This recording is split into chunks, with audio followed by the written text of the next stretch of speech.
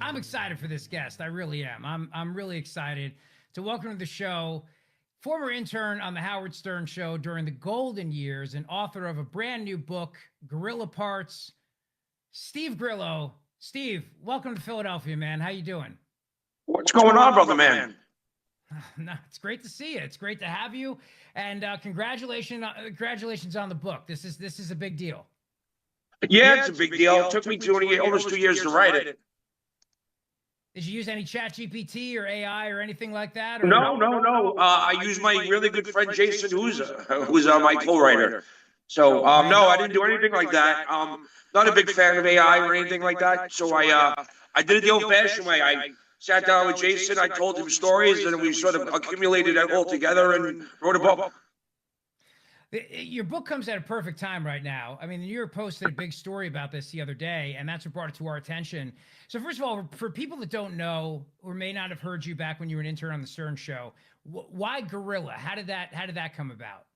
I explained that in the first chapter. It basically was Gary getting abused for like an hour on the air because he actually listened to we did what Howard asked him to do, which was Jackie and Fred and Howard brother, they got into painting for a while, and they all decided to paint portraits of Gary, and they all came out hysterical. And I had just started, and Howard was like, he told Gary right before he left, he said, "Do me a favor, I don't want these things sitting around. Why don't you put them in the promotions office, the promotions department's office, and so I don't want anybody touching it." So Gary did what he was told, and the first thing in the morning, Howard was so excited he wanted to show Robin the pictures, but the person in the promotions office didn't come in until 9 o'clock. So he basically ripped Gary a new one for about an hour, and then when I came in, I told Gary, I was like, "I heard him tell you to put it in the office." So he rushed back in and said, "Well, I'll do it to Steve Grillo." He messed up my last name, and Howard just picked up on it and never let go. But you didn't like it, though. Well, when I was a kid growing up, it's sort of like I had a past for a while because we were mean, vicious, evil kids, and all we did was like break each other's, and I'm trying to be good with the cursing here, pal. So I appreciate that. This is terrestrial radio, so we have to, Steve. I appreciate. Yeah, I got dumped twice in 5 seconds. Going into Anthony Cumia. I felt so bad. The producer forgot to tell me I was on terrestrial radio. I'm so used to doing podcasts, I know. So anyway, we'll all be doing podcasts soon, my man. So don't worry. Yeah. So the kids really had nothing to make fun of me about. My one friend was Puerto Rican. That was easy. My other friend was Jewish. That's even easier. My other friend had a stutter. There you go. And my other friend was Chinese. So we all had our little things to piss each other off, but no one could really get to me because I was just sort of like plain white bread, So one day somebody told me they messed up my last name, just like Gary did. And they called me Gorilla, and it pissed me off. And, in my neck of the woods. Try to say it ticked me off. I think you should say it ticked me off. I got you. Yeah, okay. That might be better. It ticked me off because how we're using it in the context, but just to be safe, we'll say ticked off. Yeah, no problem. That was my kryptonite. That's if you wanted to get underneath my skin, you made fun of me calling me a gorilla. So going into the air the first time, I wasn't exactly too happy with what he was doing, Now, look, when you were on that show, I mean, I listened every day. It was great stuff back then. It was, and you were terrific. You were, I mean, amazing, and it was a great show back then. I appreciate that. Thank you. No, it's true, and that's why when I saw that you had a book out, I was like, we got to get this guy on the show. I mean, this is a big deal. You were funny as hell. I listened, but I don't know who Howard Stern is today, and that's the thing. We're all trying to figure this out. What happened to this guy? So you said in the New York Post, when they asked you about this, you said that you basically don't recognize this guy anymore.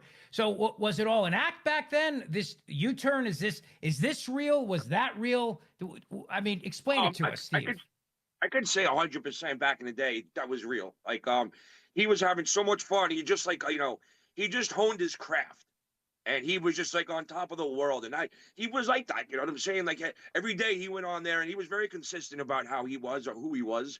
And, I wasn't, now I just think he's just afraid of pissing people off, that it took him all those years to like get accepted. Now he's accepted.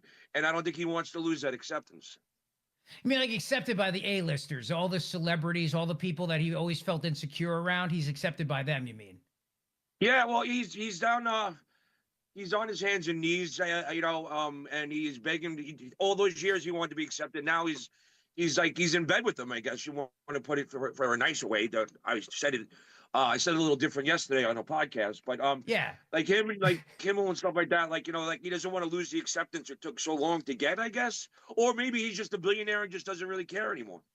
Well, Gorilla Parts is the must-read book right now. Steve Grillo is the author, former Stern intern, and I'm so happy he's here. You got to read this book. There's a story about how he saved Howard Stern's life too, and how Howard was terrified of snipers. But Steve, I want to play a clip for you. All right, I see one of the things that I loved about Stern back in the day was that he was a big libertarian. He was all about people's personal freedom and liberty, right? I mean, he ran as a libertarian back in New York for governor. You know what? I think that's the only thing that I could possibly say was just kind of a whole stage thing. I had no intention of being governor. I think it was just like a prank that got out of control, where he actually could have won the governor race. And when it got really serious, he kind of like, wait, whoa, whoa, whoa. I don't want to be governor. I just want to tell like dirty fart jokes on the air. Yeah. Well, that's okay. I mean, there's nothing wrong with that, but at least, he seemed to be for personal freedom. And then COVID comes and he thinks everybody should get the COVID shot. He goes, F your freedom, F your freedom. Let me play this for you. This is a clip that I'm sure you've heard from September of 2023. You're the expert on this, Grillo, so I'll get your opinion on this. Cut 26. By the way, I kind of take that as a compliment that I'm woke. I'll tell you how I feel about it. To me, the opposite of woke is being asleep. And if woke means I can't get behind Trump, which is what I think it means, or that I support people who want to be transgender, or I'm for the vaccine, well, dude, call me woke as you want. I'm not for stupidity. I ran out Friday morning. I was over at CVS. Thank you, CVS. I went over there 9 a.m. and got myself that new vaccine for COVID. Science. This country is so great.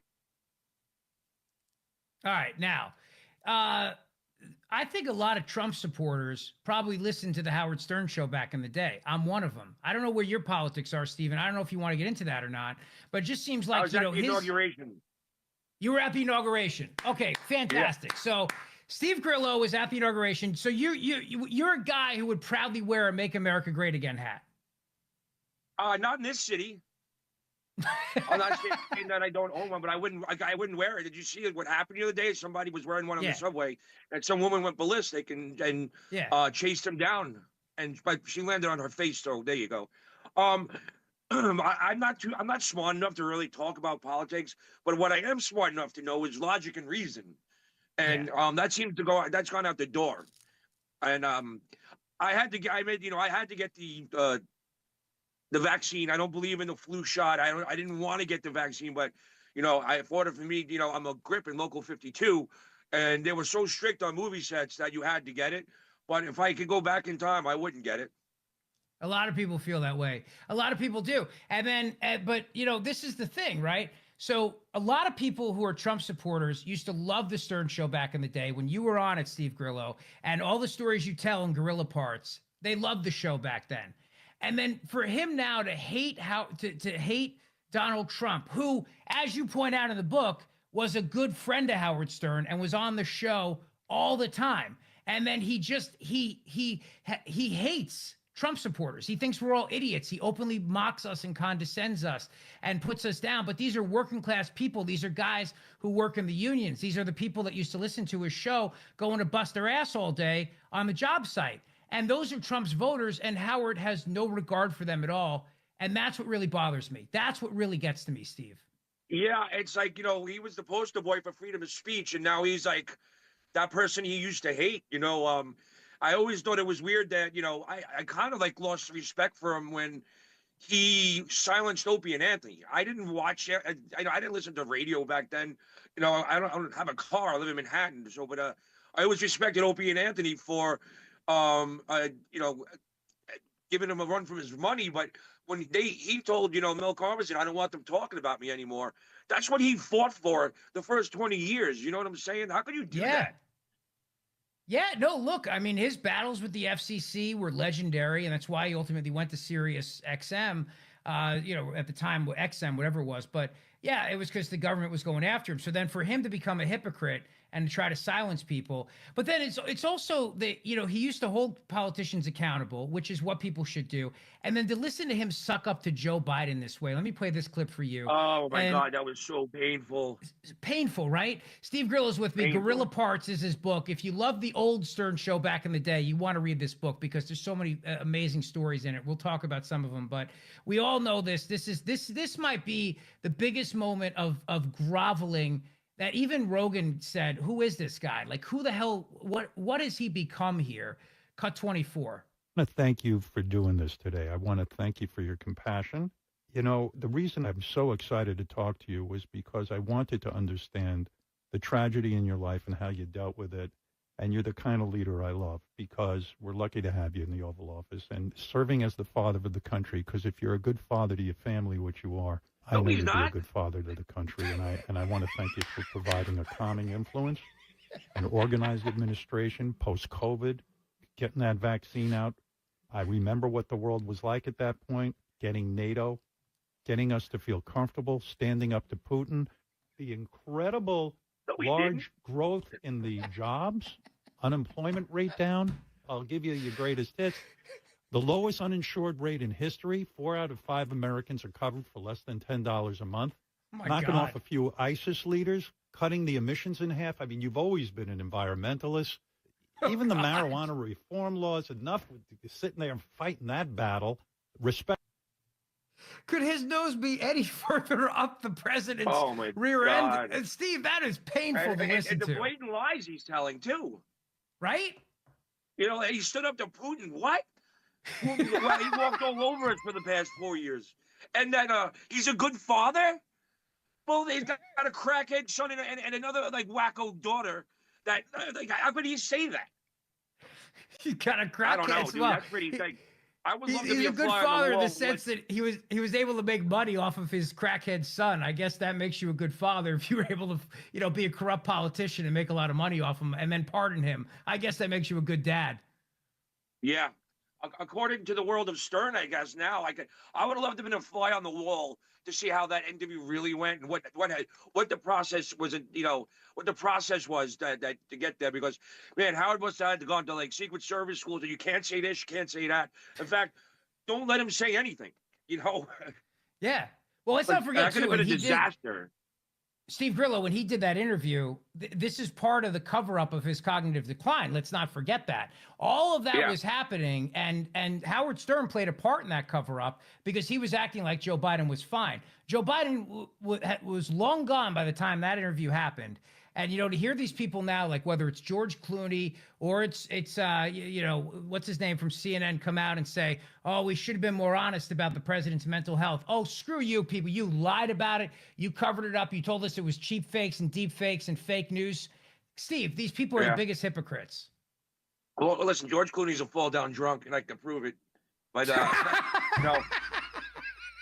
I seen the man hammered drive off in his car. I was disgusted. But, yeah, no, they're all just. You saw that? You actually witnessed that? Is that in the book? Yeah, it's in the book. We got hammered at this Sky Bar, I think it was called. It was the Private Parts publicity tour, and we were all Stamos brought me to this party. Every celebrity was there, and including Clooney.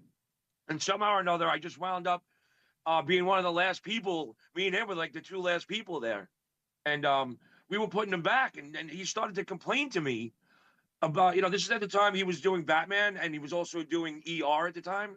Yeah. So he was literally drunk and complaining, talking about how if I'm not in a bat suit, I'm in scrubs, blah, blah, blah, blah, blah. And I was like, yo, don't you, I don't want to say the words I used, but I was like, don't you complain to me.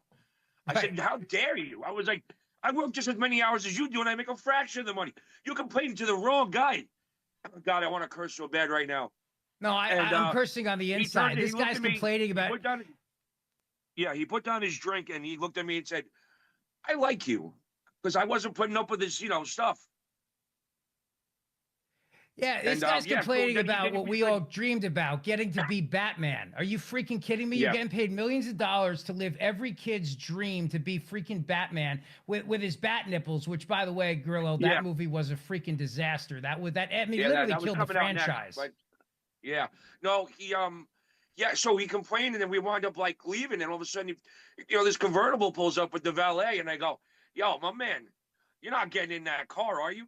He goes, "Yeah, why not?" I said, "Dude, 'cause you're loaded." I was like, he's like, and I said, dude, I'm serious. Why don't you just take a taxi and get some assistant to come and pick up your car tomorrow? You should not be driving that car. And he turns and he goes, he smiles at me. I said, oh, you know what's messed up, bro? Because you go drive off a cliff right now, and everybody's going to turn to me. Why they let you get in the car? And I gave him the double bird, and he jumped in the car and he took off. You tried to stop him. You tried to do the right thing, Steve. I mean, Yeah. that was good. I'm glad you tried. Yeah, but yeah, he's going to go and kill somebody. Then they're going to blame me for letting him get in the car. Wow. All right, I'm so glad you're here. All these great stories and gorilla parts. I want to hear about how you saved Howard Stern's life. Because really, look, you might be critical of him, but he should let you come on his show and he should promote your book for all you did for him, including the fact that you saved his life. So, before I get to that, let me play a clip of Howard Stern, the one-time libertarian who was all about personal freedom and personal choice and used to, bash the government all the time for wanting to take away your liberty and your freedom, who thought it was funny that somebody died because they were a COVID skeptic about the vaccines. They were skeptic about the vaccines. Cut 27. But it's really funny when the radio guys are the best. There were like 4 of them died. 4 of them who were like ranting on the air, they will not get vaccinated. They were on fire, these guys. It was like day after day. They were all dying. And then their dying words are, I wish I had been more into the vaccine. I wish I had taken it. I have trouble drumming up compassion, and I think that's a terrible thing, to not be able to drum up compassion for people that stupid that they wind up dying. Where do I have that clip of that Mark Bernier guy, the guy who died? Oh, I got it. Here it is. This is the guy, I'm not getting the vaccine. That's the guy who died. That's a great question, and we were going to talk about that as far as the vaccine goes. What about you? Yeah. I'm not taking it. Come on. Are you kidding me, Mr. Anti-Vax? Sheepers. Ever? Cheapers. No. Anti-vax. Mr. Anti-vax. And he died? Yeah, he's dead. He no longer walks. There were 3 other guys, too. I don't have tape of all of them. And they're on the radio preaching. I tell you what, as far as I remember, when I went to school, you had to get a measles vaccine. You had to get a mumps vaccine. There was a ton of them you got. You still Polio. have to. In order to go to school, you have to have certain vaccines. When are we going to stop putting up with the idiots in this country and just say, it's mandatory to get vaccinated? F them, f their freedom. I want my freedom to live. I want to get out of the house already. I want to go next door and play chess. I want to go take some pictures. All right, that's enough of him. Grillo. Now, Steve Grillo's with me. Yeah. Gorilla Parts is his new book. Thank you. Yeah, I know it's painful. I know it's painful to listen to that, but he was terrified to leave his house, right? Because he's got major He paranoia was like that issues. to begin with anyway. He was Tell us always about afraid he was always afraid of germs. He was always like scared of everything. You know what I'm saying? Like shaking people's hands and the hand sign attack. It was like, don't shake Howard's hand. You have to tell people that. Man. Yeah, and then he just locked himself in his house his mansion in Long Island in the Hamptons and just wouldn't leave for years. He was terrified. And all the guys, you had to go to work though. A lot of people had to go to work. Yeah, I was an essential worker. How about that? Dude, I was doing beer and liquor sales at the time. So basically I was down in the Lower East Side of Manhattan. And, if you go to Avenue D, it's sort of like a project area. They were outside every day with their radios and a cooler and a table and chairs, no mess. They didn't care. Nothing happened to them. Do you think that, in this day and age, the people that vote for Trump supported Trump? You went to the inauguration. I was going to go, but I had a foot thing. It's a whole long story. But I was at the White House. I mean, I've known the president a long time. I was a Stern listener.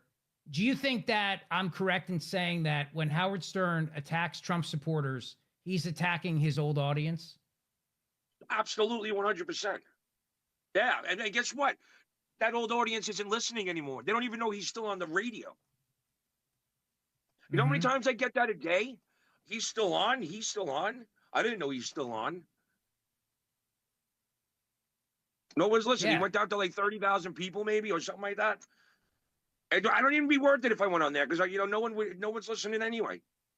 The more people are listening to you right now, which is great because you sound like you're a good dude. I'm a good dude, buddy. This is a big station. We have a lot of people we reach, and the podcast is huge. And I'm really glad I can't tell you how many people are sending me text messages right now saying how much they love you and loved listening to you on the Stern Show back then. I mean, I'm getting my Twitter, my phone's blowing up. Everybody's like, "Holy, you got Steve Grillo, and that's amazing. You got Grillo, like they love this. You're a good dude, by the way, man." It's on Amazon, and the Audible I think is going up today, so you can get it at Audible. You get to listen to my annoying voice for 4.5 hours. I like your voice. No, this is good. You got a good radio voice, Grillo. You really do.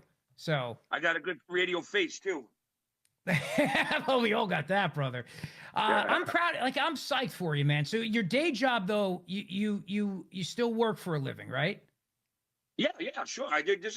I just took a little break off just so I could get that book done and do some promotion. But I'm going back to work next week. Back to the Union Hall. Well, let's all buy his book and help put this man on tour and make him a big star. Dude, I'd love to host a book signing with you in Philly if you'd be up for it. Oh, dude. Oh, I would love that.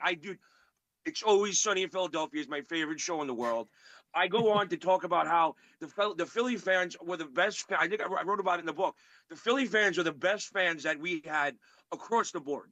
You do something in Jersey, maybe like, if 50 people showed up, that was a lot. You did something in Philadelphia, 250 people showed up. They were the best fans. I always had such a great time. You don't have to twist my arm to go to Philadelphia, bro. I would love to do that. All right, let's make it happen. Let's definitely do that. We'll do a book signing. We'll hang out together. We'll talk about woke, and you can drop as many F-bombs, with all kinds of bombs, because I got to give you great job today. You had to exercise a lot of restraint, and I could hear the restraint in you. It's like, so you'll be able to just let it out on stage. We'll put a trigger warning there. You know what I mean? Boom, we're good. Yeah. Yeah, I did it. I did my first one at a bar on Saturday, and it seemed to work really well. So it was fun. It was a nice day.